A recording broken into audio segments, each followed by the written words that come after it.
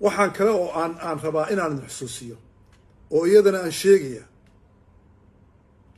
aniga iyo inta ila mid ah dulmigii ku dhacay oo Puntland kaga dhacay aniga inta ila mid ah ma aha keligii Puntland dulmi badan baa ka dhacay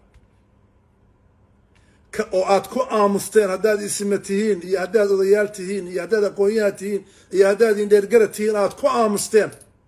oo aad raalinimada iyo ridaha ka muujiseen kii baa wareegaya oo maalinba magaalooyin kaga qarxaya ma dhowa haddaan idin sheegaya kii aad ku aamusteen baa hadda nin walba gurigiisii ugu soo galay markaasaa nin walba xanuunkii iyo dabkii taabtay markaasaa nin walba halkiisa qaylo kaga dhuftay kaad ku aamusteen weeye kaad raaliya ka noqoteen weeye kii siciid ku tumanaya weeye kii uu sharciga ku burburinaya weeye kaad u aamusteen oo aad isha ka wada eegayseen weeye kii baa wareegaya dhabtiin qof walbana dhabtiisu imanaya mana dhowa hadda mana dhowa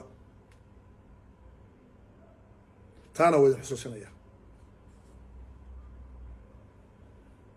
talada hadda muuqata oo taal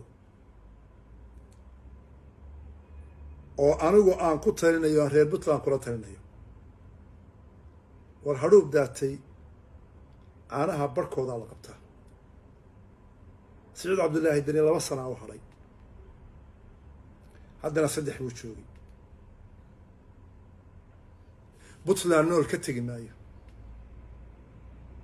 بطلان نول كتجي معايا سعيد عبد الله الدني هدي تيهور هذا سوق ما هاللين وهذي اللي يسوي هذا وانا عليسن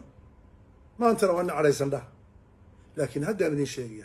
سعيد عبد الله الدني بطلان نول كتجي معايا hadday burburtay laysuna soo noqon maayo hadday kala maqanta